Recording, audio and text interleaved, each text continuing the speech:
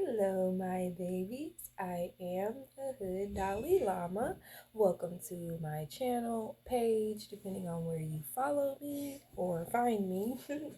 Remember to like, comment, share, subscribe, or follow again, depending on where you find me. Remember to take what resonates, leave what does not, worry about nothing. Ooh, worry about nothing, pray about everything. Jumping right in. Spirit says, look at how you handled that.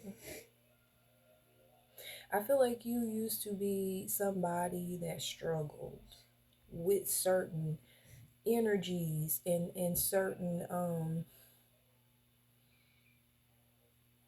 I'm hearing like authoritative figures.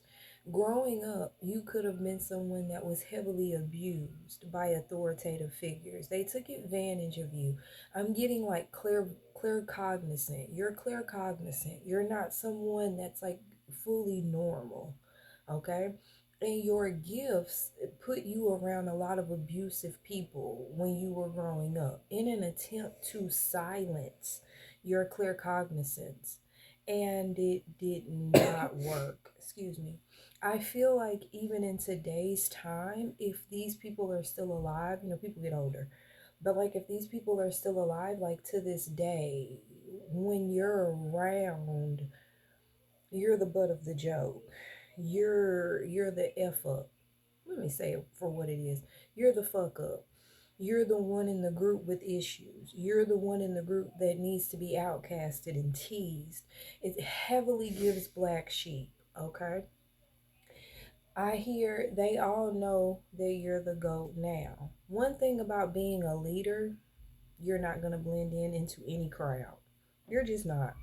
Whether you consider yourself divine masculine, divine feminine, alpha female, alpha male, whatever, you're not going to fit in certain circles. And a lot of times you're really not going to fit anywhere, if you want me to be honest, because you're a leader. And when you're a leader, you exude that energy. And when you're dealing with people with low self-esteem or that have self issues, you aggravate their demons. You hear people say that sometimes. You aggravate people's demons just by being yourself. You don't have to do anything, by the way.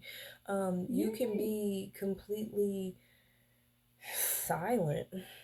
You can be sitting there being completely quiet, but you're always the one in the group that gets singled out as the weirdo, the strange one. But you're used to it now. You're okay with it. And I love that for you. Spirit says some past lovers slash friends would like to speak with you. Spirit laughs, saying, how formal. Not you need to speak with me. Speak with me about what? Not you need to speak to divine masculine. Not you need to speak to divine feminine. Speak to us for what? How formal. All right. Gas mask can be significant. And I also heard Chernobyl. So if you know, is it Chernobyl? Chernobyl. If you know, you know. Basically, Chernobyl is in like an Asian area of the world.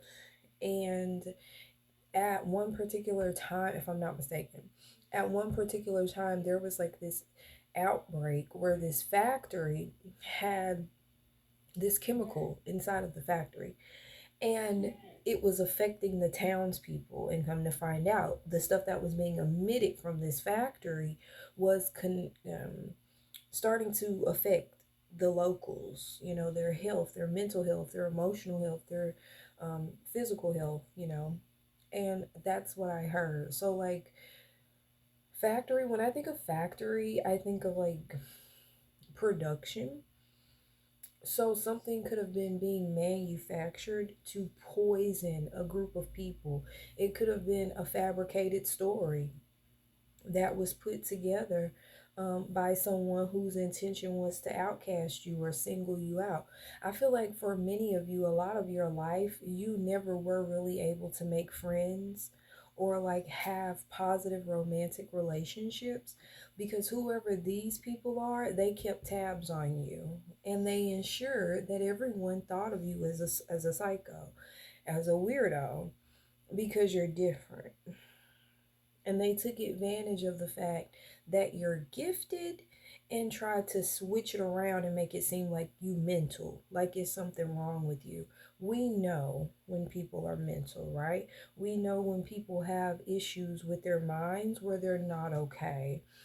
Being spiritually gifted does not make you crazy. And I feel like all of this research that the US government has done on mediums and psychics and empaths and all of this, research that's been done over the years, it clearly proves that there's a big difference between being gifted and being mentally in a decline. Okay. But of course, we're dealing with narcissistic energies here. And so this person just pushed this lie on a lot of people that you're crazy. And it's because how else is a narcissist going to control a narrative? Most times they are the crazy one, but they make other people think it's you because you're the empath and you're the one who can whistle blow and tell other people about who this person is. Not just that, if you are gifted, you see in the spirit. So you can see who this person is on the physical and on the spiritual. So that's why you're a target to this person. But when I'm getting with the Chernobyl energy, it's like not everybody originally thought that way. They were fabricated to believe that way. They were made to believe that way, if that makes any sense. Spirit says that one friend is shaky, and you have people that you trust that have told you this. It'll resonate who it resonates with. But you have a fake friend around, and I feel like people that love you have been telling you, like, why do you hang with him? Why do you hang with her? Why do you hang with them?